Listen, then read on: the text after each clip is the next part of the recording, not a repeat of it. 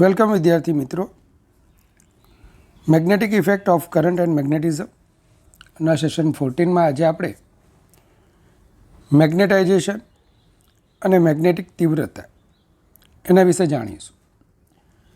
જે રીતે આપણે પોલેરાઇઝેશન ભણતા હતા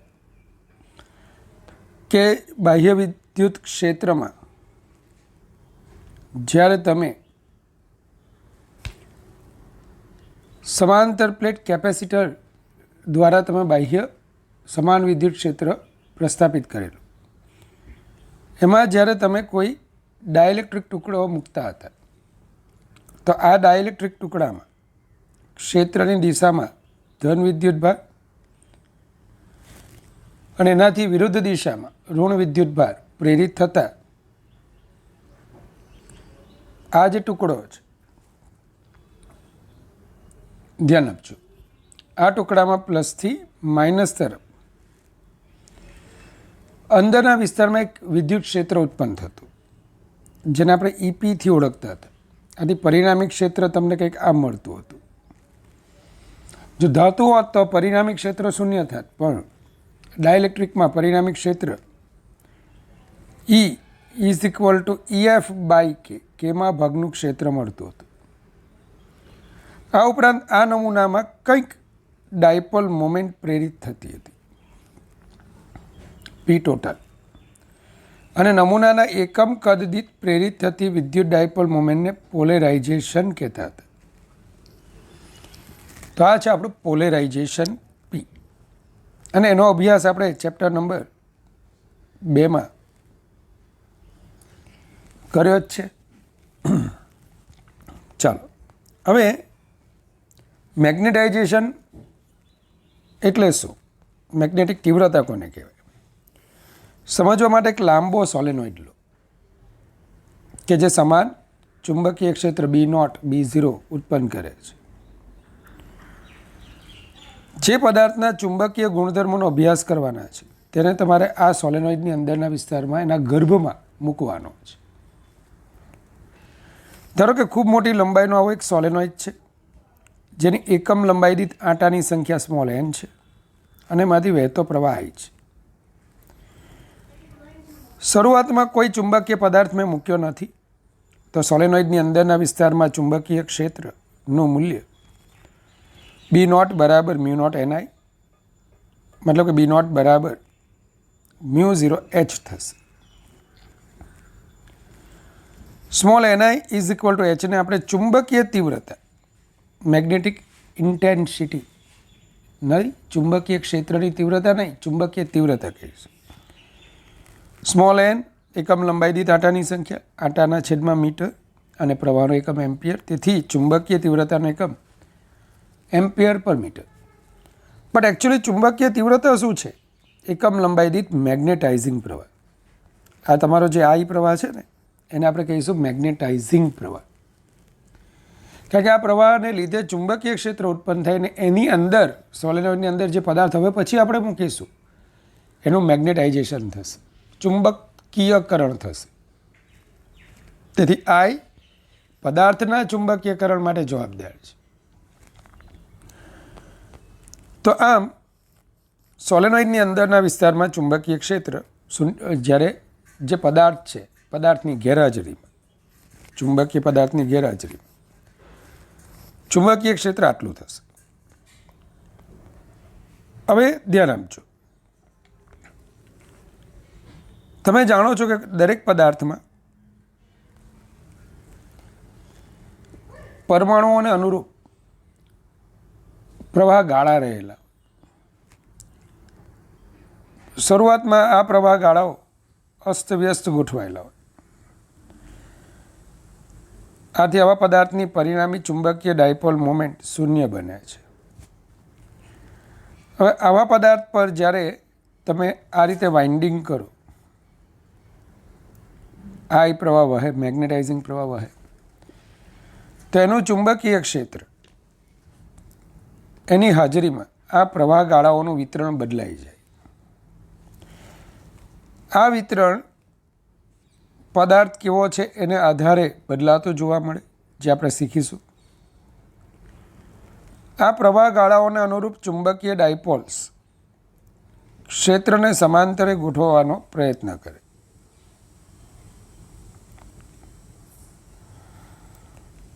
બાહ્ય ચુંબકીય ક્ષેત્રને સમાંતરે ગોઠવવાનો પ્રયત્ન કરે.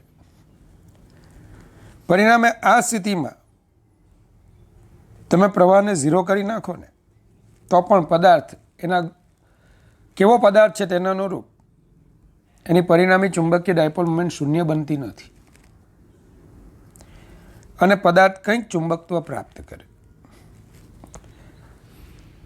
જ્યારે પ્રવાહ વહેતો બંધ થઈ જાય, મેગ્નેટાઇઝિંગ પ્રવાહને વહેતો આપણે બંધ કરી દઈએ તો અમુક પ્રવાહ ગાળાઓ ફરી પાછા અસ્તવ્યસ્ત બનશે. પણ મોટાભાગના પ્રવાહ ગાળાઓ પદાર્થ કયો છે, દાખલા તરીકે લોખંડ હોય, હાર્ડ લોખંડ, તો તે સંજોગોમાં બધા પ્રવાહ ગાળાને સમતુલ્ય પ્રવાહ ગાળો પદાર્થની સપાટી પર રચાતો જોવા મળે. દરેક પ્રવાહ ગાળો ચુંબકીય ડાયપોલ મોમેન્ટ ધરાવે છે એ તમે જાણો જ છો અને પરિણામે આ પદાર્થમાં રચાતા આવા પ્રવાહને બદ્ધ પ્રવાહ તરીકે ઓળખીશું. Bound current IB. અને એને લીધે આ પદાર્થ હવે કંઈક ચુંબકત્વ પ્રાપ્ત કરશે. તો જે રીતે બાહ્ય વિદ્યુત ક્ષેત્રમાં વિદ્યુત ડાયપોલ ક્ષેત્રને સમાંતરે ગોઠવાય, ચુંબકીય ક્ષેત્રમાં ચુંબકીય ડાયપોલ ક્ષેત્રને સમાંતરે ગોઠવાય, એના પરિણામે પદાર્થની અંદરના વિસ્તારમાં જે ચુંબકીય ક્ષેત્ર હોય એમાં ફરક પડતો જોવા મળે. તો હવે સોલેનોઇડની અંદરના વિસ્તારમાં ચુંબકીય પદાર્થને મૂકવામાં આવે તો તેમાં પ્રેરિત પ્રવાહ ગાળાઓ ઉદ્ભવે છે, જેને લીધે પદાર્થમાં પરિણામી ચુંબકીય ડાયપોલ મોમેન્ટ પ્રેરિત થાય છે અને નમૂનાનું મેગ્નેટાઇઝેશન થાય છે. જો નમૂનામાં ઉદ્ભવતો બદ્ધ પ્રવાહ આઈબી હોય તો પ્રેરિત કુલ ચુંબકીય ડાયપોલ મોમેન્ટ M બરાબર આઈબી ઇન્ટુ એ. બરાબર, જ્યાં એ પદાર્થના આડછેદનું ક્ષેત્રફળ, આઈબી પદાર્થની સપાટી પર રચાતો પરિણામી પ્રવાહ ગાળો, જે પેલા નાના નાના પ્રવાહ ગાળાઓથી મળતો સમતુલ્ય પ્રવાહ ગાળો છે. આના અનુરૂપ પદાર્થમાં ચુંબકીય ડાયપોલ મોમેન્ટ આઈબી ઇન્ટુ એ થશે. જેમ એકમ કદ દીઠ વિદ્યુત ડાયપોલ મોમેન્ટને આપણે પોલેરાઇઝેશન કહેતા હતા, એમ એકમ કદ દીઠ પ્રેરિત ચુંબકીય ડાયપોલ મોમેન્ટને આપણે મેગ્નેટાઇઝેશન કહીશું અથવા મેગ્નેટાઇઝેશનની તીવ્રતા કહીશું. ચાલો, M is equal to IB into A, અને સોલેનોઇડની લંબાઈ જો એલ હોય તો સોલેનોઇડનું કદ એ ઇન્ટુ એલ થશે, તો આઈબી અપોન એલ થશે. આઈબી અપોન એલ મતલબ એકમ લંબાઈ દીઠ બદ્ધ પ્રવાહ થશે. તો આ સ્થિતિમાં સોલેનોઇડની અંદરના વિસ્તારમાં પરિણામી ચુંબકીય ક્ષેત્ર હવે શું થશે? પ્રારંભમાં B0 તો ક્ષેત્ર હતું જ, પ્રારંભમાં B0 ક્ષેત્ર હતું જ. પદાર્થની હાજરીમાં બીજું ક્ષેત્ર BB due to bound current, બદ્ધ પ્રવાહને લીધે બીજું ક્ષેત્ર ઉત્પન્ન થયું. BB લખો અથવા BM લખો, ડ્યુ ટુ મેગ્નેટાઇઝેશન. ચાલો, તો હવે તમે તરત કહી શકશો કે B0 is equal to μ0 capital H અને BM is equal to mu naught small IB અથવા M. ફરીથી ક્યાંથી ડાયરેક્ટ આવ્યું છે તમને કહું કે ભાઈ B બરાબર B0 NI અને માફ કરજો મ્યુ નોટ NI અને મ્યુ નોટ IB, આ પણ એકમ લંબાઈ દીઠ મેગ્નેટાઇઝિંગ પ્રવાહ, આ એકમ લંબાઈ દીઠ બદ્ધ પ્રવાહ. બદ્ધ પ્રવાહને કોઈ દિવસ આપણે આમ ન લખી શકીએ કારણ કે ત્યાં કોઈ આંટા નથી. જ્યારે H અથવા એને સ્મોલ IF થી પણ દર્શાવાય, સ્મોલ I થી પણ દર્શાવાય અને is equal to small NI છે. ધ્યાન રાખજો, આને તમે આવું લખી શકો. તો હવે મ્યુ નોટ એચ આઈ બી એટલે કેપિટલ એમ. તો મ્યુ નોટ એચ પ્લસ એમ આ થઈ ગયું આપણું પરિણામી ચુંબકીય ક્ષેત્ર. માટે બીના છેદમાં mu naught is equal to H plus M અથવા એચ ચુંબકીય તીવ્રતા ઇઝ ઇક્વલ ટુ બીના છેદમાં mu naught minus capital M. વિદ્યાર્થી મિત્રો, પ્રયોગો દર્શાવે છે કે જો એચ બહુ પ્રબળ ન હોય તો એમ ઇઝ પ્રપોર્શનલ ટુ એચ થાય. મેગ્નેટાઇઝેશન ચુંબકીય તીવ્રતાના સમપ્રમાણમાં હોય. ચલનનું ચિહ્ન કાઢીએ, અચળાંક મૂકીએ, કાઈ એમથી ઓળખીશું. ઇલેક્ટ્રિસિટીમાં કાઈ ઈ આવતું હતું, ઇલેક્ટ્રોસ્ટેટિક્સમાં કાઈ એમને કહીશું પદાર્થના ચુંબક દ્રવ્યની ચુંબકીય સસેપ્ટિબિલિટી. અહીંયા બે મુદ્દાઓ આપણે વિચારવાના છે કે સોલેનોઇડમાં પ્રારંભમાં કોઈ પદાર્થ ન હતો. પદાર્થ ન હોય એટલે અણુ પરમાણુ ન હોય, એટલે કે મેગ્નેટાઇઝેશનનો કોઈ પ્રશ્ન જ ન થાય, મતલબ કે મેગ્નેટાઇઝેશન શૂન્ય થાય. જો એમ શૂન્ય થાય તો કાઈ એમ પણ શૂન્ય થાય. ચાલો, આથી પરિણામ નંબર જે આપણું 2 હતું, એમ શૂન્ય છે તો બી બરાબર B0 થાય is equal to mu naught H, જે આપણે શરૂઆતમાં મેળવેલું હતું કે ભાઈ સોલેનોઇડમાં કોઈ પદાર્થ ન હોય ત્યારે ચુંબકીય ક્ષેત્ર આટલું હતું. પણ કોઈ માધ્યમ માટે જો મારે લખવું હોય તો પછી તે માધ્યમમાં મેગ્નેટાઇઝેશન થતું હોવાથી જે આપણું સમીકરણ મળ્યું બી બરાબર મ્યુ નોટ એચ પ્લસ એમ, આ સમીકરણ જે આપણને મળેલું, આ સમીકરણમાં એમ બરાબર કાઈ એમ ઇન્ટુ એચ તો મ્યુ નોટ 1 પ્લસ કાઈ એમ ઇન્ટુ એચ આવું લખી શકાય. તો યાદ રાખજો, શૂન્યાવકાશમાં B naught is equal to mu naught H અને અન્ય માધ્યમ માટે આટલું. વિદ્યાર્થી મિત્રો, કાઈ એમ એ પરિમાણ રહિત છે તો મ્યુ નોટ 1 પ્લસ કાઈ એમ, આને પરમિએબિલિટીના પરિમાણ હશે અને આને કહીશું માધ્યમની પરમિએબિલિટી અથવા માધ્યમની પારગમ્યતા. આથી આપણું સમીકરણ બનશે બી બરાબર મ્યુ એચ.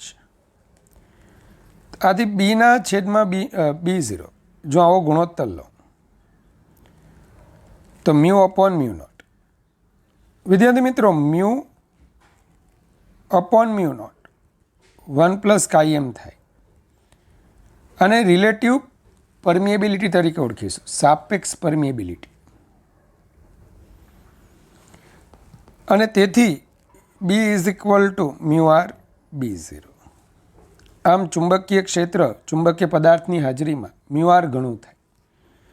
વિદ્યુત ક્ષેત્ર સાથે આ બાબતો થોડી વિચિત્ર છે. વિદ્યુત ક્ષેત્રમાં આપણે આવું ભણેલા કે શૂન્યાવકાશમાં ક્ષેત્ર E0 હોય તો ડાયલેક્ટ્રિક માધ્યમમાં ક્ષેત્ર કેમાં ભાગનું અથવા એપ્સિલોન આરમાં ભાગનું થાય.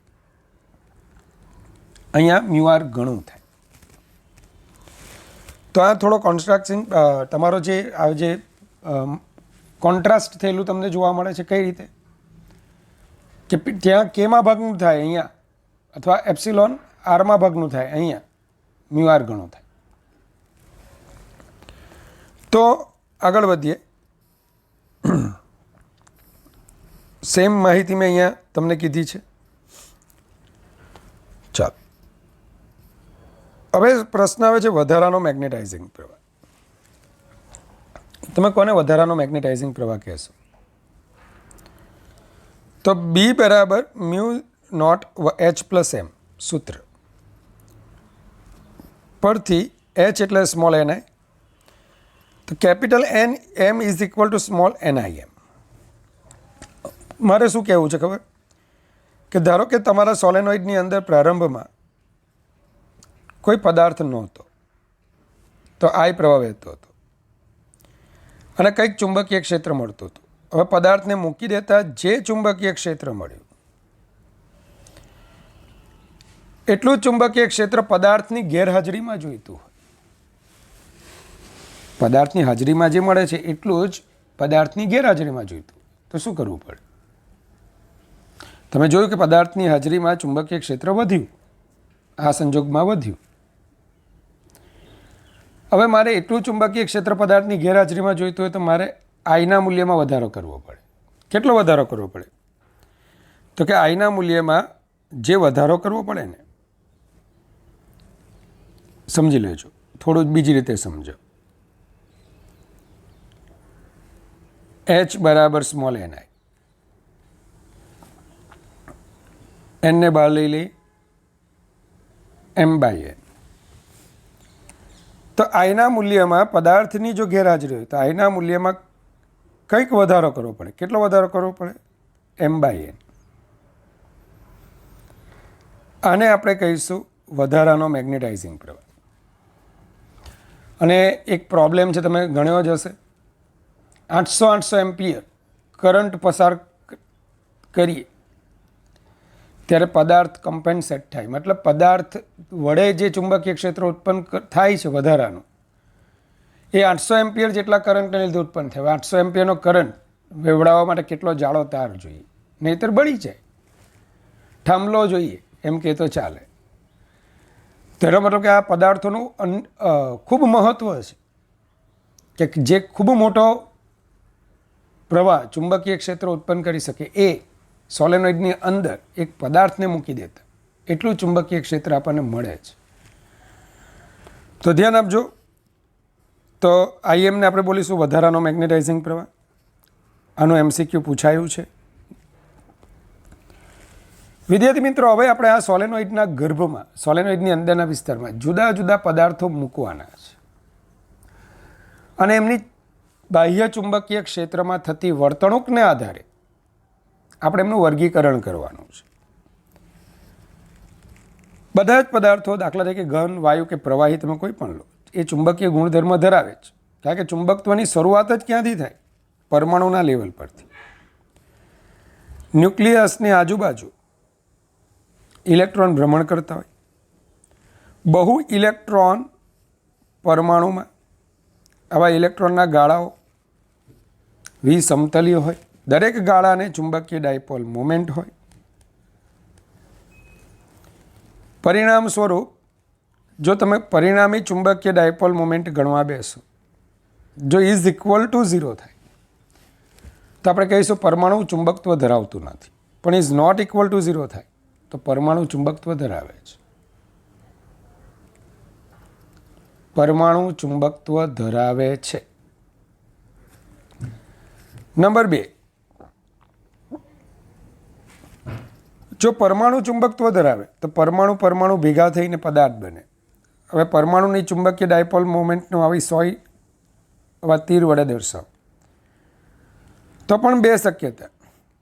જો પદાર્થમાં બધી ચુંબકીય ડાયપોલ્સ અસ્વ્યસ્ત ગોઠવાયેલી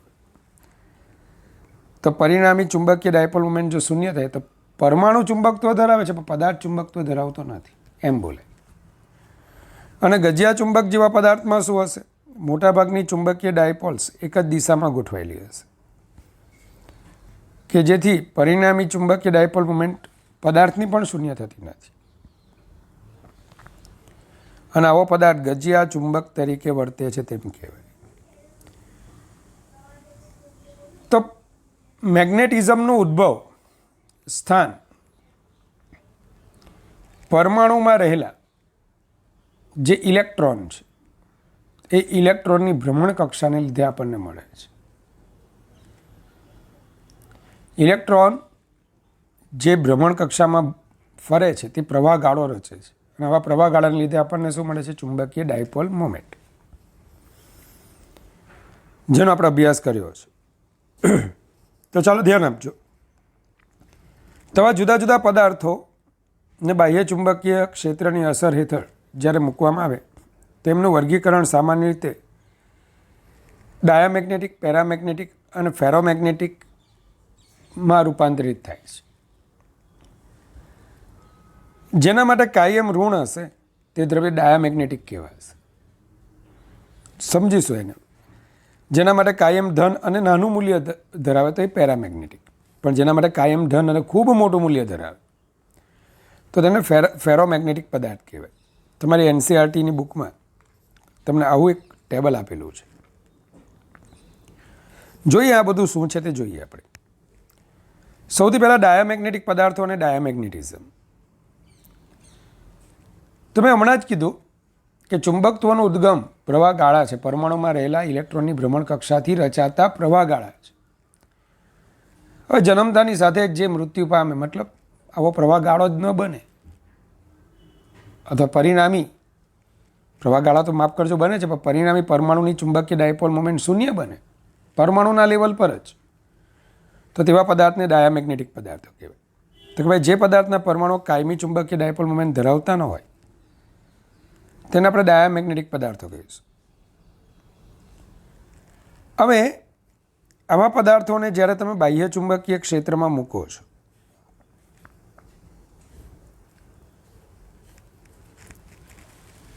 તો આવા પદાર્થોમાં પરમાણુઓને કાયમી ચુંબકીય ડાયપોલ મોમેન્ટ હોતી નથી. તો અહીંયા પ્રવાહગાળાઓ એ રીતે રૂપાંતરિત થાય કે આ પદાર્થ, આ નમૂનો બાહ્ય ચુંબકીય ક્ષેત્રની વિરુદ્ધ દિશામાં ચુંબકીય ડાયપોલ મોમેન્ટ પ્રેરિત કરે, જે લેન્ઝના નિયમથી ઓળખાય છે. ચુંબકીય ડાયપોલ મોમેન્ટ પ્રારંભમાં ન હોય તો બહુ ફાયદો થાય કે ભાઈ હોય ને તો બધી ચુંબકીય ડાયપોલ ક્ષેત્રને સમાંતરે ગોઠવાય છે, જે આપણે ભણી ગયા છે. પણ ન હોય તો પ્રેરિત થાય, અને પ્રેરિત ચુંબકીય ડાયપોલ મોમેન્ટ બાહ્ય ચુંબકીય ક્ષેત્રની વિરુદ્ધ દિશામાં ગોઠવાય. આથી ધ્યાન રાખજો, ચુંબકીય ડાયપોલ મોમેન્ટની દિશા એસ થી એન તરફ, એનમાંથી ક્ષેત્ર રેખા બહાર આવે, એસમાં દાખલ થાય, અંદરના વિસ્તારમાં એસથી એન તરફ જાય. તમે જોઈ શકશો બહારના વિસ્તારમાં ચુંબકીય ક્ષેત્ર, પદાર્થનું ચુંબકીય ક્ષેત્ર અને બાહ્ય ચુંબકીય ક્ષેત્ર એક દિશામાં છે. તો અહીંયા પરિણામી ચુંબકીય ક્ષેત્ર એ બહારના ચુંબકીય ક્ષેત્ર અગાઉ જે હતું એની કરતાં પણ વધી જાય. પણ અંદરના વિસ્તારમાં પદાર્થનું ચુંબકીય ક્ષેત્ર એસથી એન તરફ હોય, બાહ્ય ચુંબકીય ક્ષેત્ર આ દિશામાં છે. આના પરિણામ સ્વરૂપ અંદરના વિસ્તારમાં ચુંબકીય ક્ષેત્ર ઘટી જશે. પરિણામી ચુંબકીય ક્ષેત્ર એ બાહ્ય ચુંબકીય ક્ષેત્ર કરતાં ઘટી જતું જોવા મળશે. ધ્યાન આપજો. હવે B<B0 જોવા મળશે. તો આમ ડાયામેગ્નેટિક પદાર્થની અંદરના વિસ્તારમાં ચુંબકીય ક્ષેત્ર અગાઉ હતું એની કરતાં કેવું થાય છે? ઓછું અંદરના વિસ્તારમાં. પરિણામે જો ક્ષેત્ર રેખાઓ દોરીએ ને તો ક્ષેત્ર રેખાઓની સંખ્યા ઘનતા પણ ડાયામેગ્નેટિક પદાર્થની અંદરના વિસ્તારમાં ઓછી હોય. ચુંબકીય ક્ષેત્ર ઓછું તો ક્ષેત્ર રેખાઓની ગીચતા પણ ઓછી, મતલબ કે અંદરના વિસ્તારમાં ક્ષેત્ર રેખાઓ છૂટી છૂટી હોય. હવે B બરાબર μH, B naught mu naught H, તો mu less than mu naught, અથવા mu upon mu naught less than 1, mu R less than 1, mu R 1 plus chi m less than 1, તો કાયમ લેસ ધેન 0, મતલબ કે ઋણ. તો આ પદાર્થો માટે ચુંબકીય સસેપ્ટિબિલિટી ઋણ બને છે, સાપેક્ષ પરમિએબિલિટી એક કરતાં ઓછી બને છે. આ જ બાબતોને તમને અહીંયા સમજાવવામાં આવી છે, ચેક કરી લેજો. ટેક્સ્ટબુકમાં નથી આપ્યું, પણ આપણે આ રીતે સમજી શકીએ. તો બાહ્ય ચુંબકીય ક્ષેત્રની હાજરીમાં જે ઇલેક્ટ્રોન્સની મેગ્નેટિક મોમેન્ટ્સ શરૂઆતથી વાંચીએ, સોનું, ચાંદી, તાંબુ, સિલિકોન, પાણી, બિસ્મથ, આ બધાની કિસ્મતમાં ડાયામેગ્નેટિઝમ લખાયેલું છે. તો પરમાણુમાં ન્યુક્લિયસની આસપાસ ભ્રમણ કરતા ઇલેક્ટ્રોન્સ કોણીય વેગમાન ધરાવે છે. આ ઉપરાંત કક્ષામાં ભ્રમણ કરતા ઇલેક્ટ્રોન્સ વિદ્યુત પ્રવાહનો ગાળો રચતા હોવાથી તેઓ કક્ષીય મોમેન્ટ ધરાવે છે. આમ પરમાણુને બે રીતે મેગ્નેટિક ડાયપોલ મોમેન્ટ મળે, ઇલેક્ટ્રોનની સ્પિન ગતિને લીધે અને નંબર 2 ઇલેક્ટ્રોનિક કક્ષામાંની ગતિને લીધે. ડાયામેગ્નેટિક પદાર્થોમાં પરમાણુઓની આવી પરિણામી મેગ્નેટિક મોમેન્ટ શૂન્ય હોય છે. બાહ્ય ચુંબકીય ક્ષેત્રની હાજરીમાં જે ઇલેક્ટ્રોન્સની મેગ્નેટિક મોમેન્ટ્સ ચુંબકીય ક્ષેત્રની દિશામાં હોય તે ધીમા પડે અને જેમની મેગ્નેટિક મોમેન્ટ ચુંબકીય ક્ષેત્રની વિરુદ્ધ દિશામાં હોય તેઓ ઝડપ પકડે. ટૂંકમાં પદાર્થમાં લેન્ઝના નિયમ અનુસાર જે EMIમાં તમે ભણશો, ઇલેક્ટ્રોમેગ્નેટિક ઇન્ડક્શન, વિદ્યુત ચુંબકીય પરિમાણમાં તમે ભણશો, ડાયામેગ્નેટિક પદાર્થમાં બાહ્ય ચુંબકીય ક્ષેત્રની વિરુદ્ધ દિશામાં ચુંબકીય ડાયપોલ મોમેન્ટ પ્રેરિત થાય છે. આ સ્થિતિમાં શું થશે? ડાયામેગ્નેટિક પદાર્થના ટુકડાને બાહ્ય ચુંબકીય ક્ષેત્રમાં મૂકતા ચુંબકીય ક્ષેત્ર રેખાઓ પદાર્થમાં ઓછી સંખ્યા ઘનતા ધરાવે અને પદાર્થની બહાર તેમની સંખ્યા ઘનતા વધુ હોય છે. અહીં પદાર્થમાં બાહ્ય ચુંબકીય ક્ષેત્રની દિશામાં S ધ્રુવ, મેં હમણાં જ ભણાવ્યું, ચુંબકીય ડાયપોલ મોમેન્ટ S થી N તરફ, આ બાહ્ય ચુંબકીય ક્ષેત્ર છે. બાહ્ય ચુંબકીય ક્ષેત્રની દિશામાં S ધ્રુવ અને એનાથી વિરુદ્ધ દિશામાં N ધ્રુવ પ્રેરિત થાય છે. હવે ડાયામેગ્નેટિક પદાર્થને જ્યારે તમે અનિયમિત ચુંબકીય ક્ષેત્રમાં મૂકો તો બાહ્ય ચુંબકીય ક્ષેત્રની દિશામાં S ધ્રુવ અને એની વિરુદ્ધ દિશામાં N ધ્રુવ. હવે જોવા જેવું છે, તમે જોઈ શકો છો કે S ધ્રુવ તીવ્ર ક્ષેત્રમાં પ્રેરિત થયો છે અને N ધ્રુવ ઓછા તીવ્ર ક્ષેત્રમાં પ્રેરિત થયેલો છે. S ધ્રુવ પર ક્ષેત્રની વિરુદ્ધ પરમાં બળ લાગે Fs, જ્યારે N ધ્રુવ પર ક્ષેત્રની દિશામાં બળ લાગે.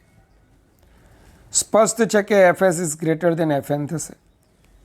આથી પરિણામી બળ ડાબી તરફ લાગે છે, મતલબ ચુંબકીય ક્ષેત્રની વિરુદ્ધમાં લાગે છે. આમ અનિયમિત ચુંબકીય ક્ષેત્રમાં જ્યારે ડાયામેગ્નેટિક પદાર્થને મૂકશો તો આવા પદાર્થો વધુ તીવ્રતાવાળા ક્ષેત્રથી ઓછી તીવ્રતાવાળા ક્ષેત્ર તરફ ગતિ કરે છે.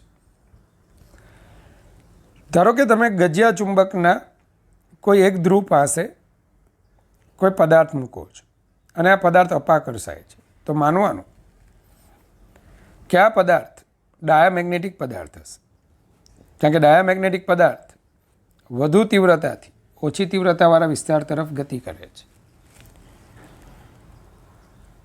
ધ્રુવ પાસે ચુંબકીય ક્ષેત્રની તીવ્રતા વધારે હોય, ધ્રુવથી દૂર જતાં ઘટી જાય. નંબર 2, ધારો કે એક યુ ટ્યુબ છે અને એમાં પાણી ભરેલું છે. એની એક લીંબ, એક ભુજા પાસે તમે ગજિયા ચુંબકને લાવો છો, તો આ ભુજામાંનું પાણી શું થશે? તો કે આ ભુજામાંનું પાણી નીચે ઉતરશે. કેમ? પાણી ડાયામેગ્નેટિક પદાર્થ છે અને ડાયામેગ્નેટિક પદાર્થ વધુ તીવ્રતાથી ઓછી તીવ્રતાવાળા વિસ્તાર તરફ, વધુ તીવ્રતાવાળા ચુંબકીય ક્ષેત્રથી ઓછી તીવ્રતાવાળા ચુંબકીય ક્ષેત્ર તરફ ગતિ કરતું જોવા મળે. પૂછાયેલો ક્વેશ્ચન છે એન્ટ્રન્સમાં, ધ્યાન રાખજો. ડાયામેગ્નેટિઝમ એ સાર્વત્રિક ગુણધર્મ છે અને તે બધા જ પદાર્થોમાં હાજર હોય છે. કેમ સાર્વત્રિક ગુણધર્મ? ઊંચા તાપમાને પદાર્થના પરમાણુઓની ચુંબકીય ડાયપોલ મોમેન્ટ શૂન્ય બને છે. આથી કોઈ પણ પદાર્થ હોય ઊંચા તાપમાને ડાયામેગ્નેટિક અવસ્થા પ્રાપ્ત કરી શકે છે. તેથી એ સાર્વત્રિક ગુણધર્મ છે. ગુજરાત બોર્ડમાં જ્યારે VSQ પેટર્ન હતી ત્યારે આ પૂછાયેલું, ખાલી જગ્યાએ સાર્વત્રિક ગુણધર્મ છે. અથવા MCQમાં પણ પૂછી શકે કે નીચેનામાંથી કયો સાર્વત્રિક ગુણધર્મ છે? તો ડાયામેગ્નેટિઝમ. ચાલો, સુપર કંડક્ટર અને મિઝનર હશે. અમુક પદાર્થો એવા છે કે જેમનું તાપમાન અમુક ચોક્કસ મૂલ્ય કરતાં ઘટાડવામાં આવે ને તો એ પદાર્થનો અવરોધ ઝડપથી ઘટે છે અને શૂન્ય બને છે. એવા પદાર્થને આપણે સુપર કંડક્ટર તરીકે ઓળખતા હતા કરંટ ઇલેક્ટ્રિસિટીમાં. જે વખતે પદાર્થ સુપર કંડક્ટર અવસ્થા પ્રાપ્ત કરે ને તે વખતે પદાર્થની અંદર મ્યુ બરાબર 0 થાય, મતલબ કે μr બરાબર 0 થાય. ચુંબકીય ક્ષેત્ર B પણ શૂન્ય થાય, મતલબ કે બધી જે ચુંબકીય ક્ષેત્ર રેખાઓ હતી એ પદાર્થની બહાર ધકેલાય છે. પદાર્થની અંદર ચુંબકીય ક્ષેત્ર શૂન્ય થાય. આ ઘટનાનું અવલોકન મિઝનર, ઘણા નામ છે, એના પ્રોનાઉન્સિએશન ઘણા છે, બિચારાને એને ખબર નથી કે શું નામ છે. દાખલા તરીકે ગુજરાતીમાં એનું પહેલું નામ હતું મેસનર, પછીના લેખકોએ મિસનર, અર્ધનારેશ્વર બનાવી દીધા, મિસનર, મિઝનર, બધા એક જ વૈજ્ઞાનિકના નામ છે. તો આ ઘટનાને મિસનર અસર તરીકે ઓળખાય. તો સુપરકન્ડક્ટર પદાર્થોને બાહ્ય ચુંબકીય ક્ષેત્રમાં મૂકતા તેમાંથી બધી જ ચુંબકીય ક્ષેત્ર રેખાઓ બહાર ધકેલાઈ જાય. આથી આવા પદાર્થો માટે મ્યુ બરાબર 0, મ્યુ આર બરાબર 0, 1 પ્લસ કાયમ બરાબર 0, તો કાયમ બરાબર -1 થાય. આ ખાસ યાદ રાખજો. સુપરકન્ડક્ટર પદાર્થો એ ચુંબકને અપા કરશે, કારણ કે ડાયામેગ્નેટિઝમ છે. અને સુપરકન્ડક્ટર પદાર્થોમાં જોવા મળતી સંપૂર્ણ ડાયામેગ્નેટિઝમની અસરને તેમના શોધકના નામ પરથી મિઝનર અસર કહે છે. આવા ચુંબકોનો ઉપયોગ ઘર્ષણ રહિત ગતિ માટે, મતલબ કે ચુંબકત્વથી ઉચકાઈને દોડતી અતિ ઝડપી ટ્રેનમાં કરવામાં આવે છે, લેવિટેટિંગ ટ્રેનમાં કરવામાં આવે છે. વિદ્યાર્થી મિત્રો, નીટમાં અને JEE પૂછાયેલા આવા આલેખો, એમ વિરુદ્ધ એચનો આલેખ ડાયામેગ્નેટિઝમ માટે, તો m = કાયમ × h અને કાયમ ઋણ છે. mની 1 ઘાત hની 1 ઘાત આલેખ સુરેખ હશે. તો તમને આ રીતે ઋણ ધાર ધરાવતો m વિરુદ્ધ hનો આલેખ મળશે. બીજું, ડાયામેગ્નેટિક પદાર્થની ચુંબકીય સસેપ્ટિબિલિટી તાપમાનથી સ્વતંત્ર છે, એમાં આધાર રાખે છે પણ બહુ ઓછો. તો આપણે કાયમ વિરુદ્ધ ટીનો આલેખ જ્યારે દોરીએ ને તો એ સમક્ષરીજ રેખા બનશે. ચાલો, પેરામેગ્નેટિક પદાર્થો, તો જે પદાર્થોના પરમાણુઓ કાયમી ચુંબકીય ડાયપોલ મોમેન્ટ ધરાવે છે તેમને પેરામેગ્નેટિક પદાર્થો કહે છે. આવા પદાર્થોને બાહ્ય ચુંબકીય ક્ષેત્રમાં મૂકતા તેઓ નિર્બળ ચુંબકત્વ ધારણ કરે છે. સમજી લો, પેરામેગ્નેટિક પદાર્થોના પરમાણુઓ કાયમી ચુંબકીય ડાયપોલ મોમેન્ટ ધરાવે છે, પણ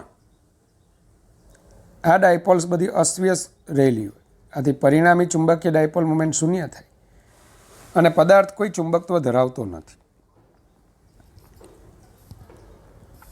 હવે આવા પદાર્થો, બીજો મુદ્દો આપણે પછી જોઈએ. એમાં aluminium, sodium, calcium, oxygen, copper chloride, આ બધા એના જાણીતા ઉદાહરણ છે.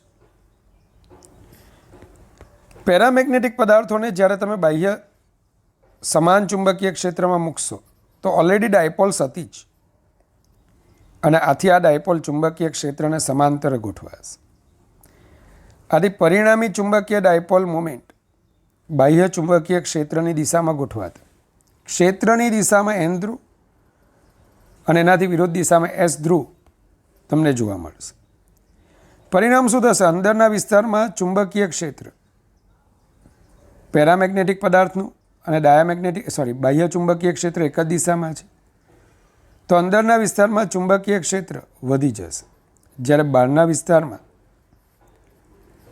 પદાર્થનું ચુંબકીય ક્ષેત્ર અને બાહ્ય ચુંબકીય ક્ષેત્ર વિરુદ્ધ દિશામાં થતા હોવાથી ત્યાં ચુંબકીય ક્ષેત્ર ઘટશે.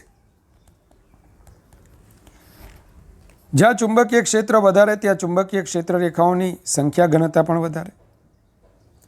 આમ પેરામેગ્નેટિક પદાર્થોની અંદરના વિસ્તારમાં ચુંબકીય ક્ષેત્ર અગાઉ હતું એની કરતાં વધી છે.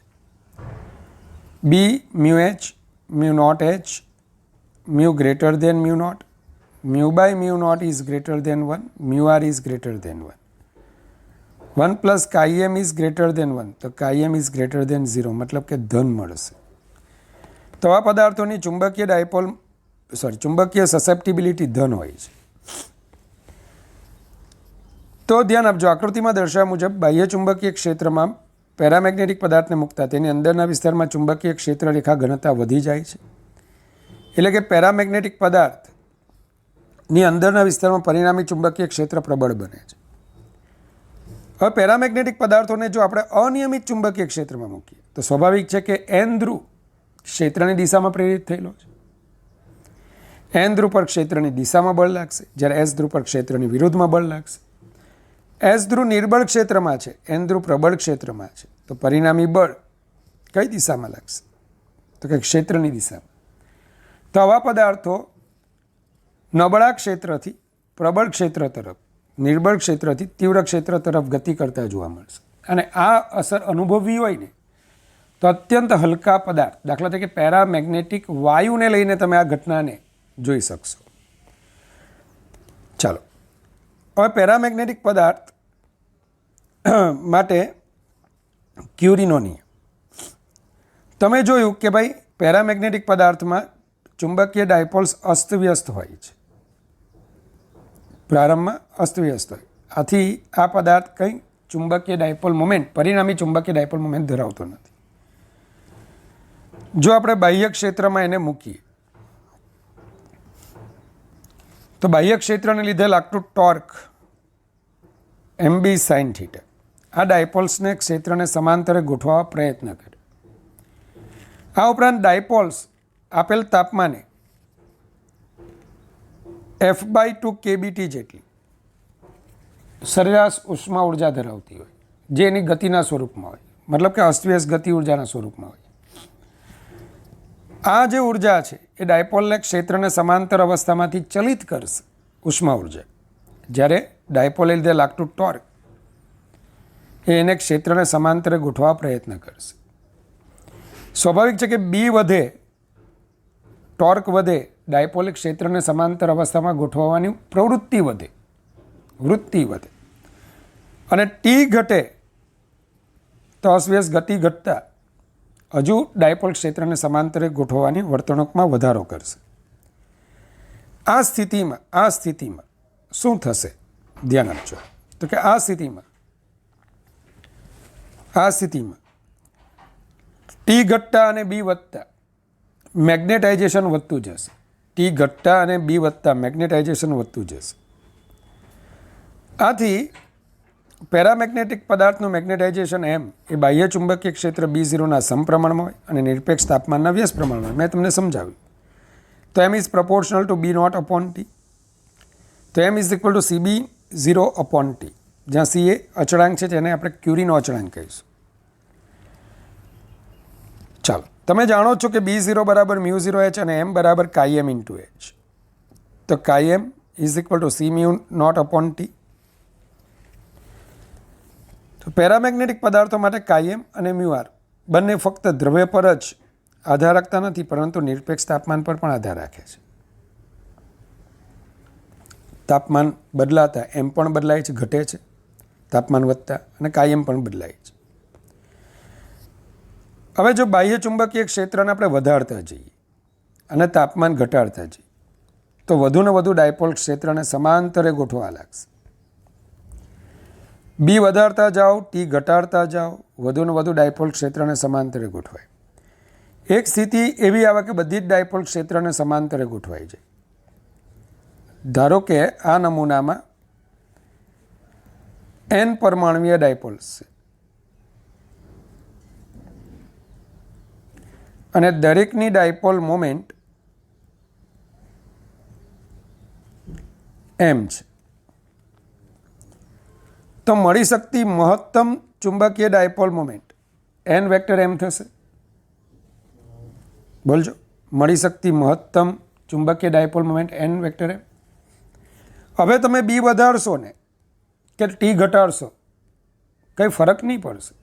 એટલી ને એટલી જ ડાયપોલ શરૂઆતથી જ મતલબ કે આ સ્થિતિમાં નવી કોઈ ડાયપોલ હવે ગોઠવાની બાકી નથી રહેતી, બધી ગોઠવાઈ ગઈ. આમ બધી ડાયપોલ એક વખત ક્ષેત્રને સમાંતરે ગોઠવાઈ ગયા પછી બી વધારો કે ટી ઘટાડો, નમૂનાના મેગ્નેટાઇઝેશનમાં કંઈ વધારો થતો નથી.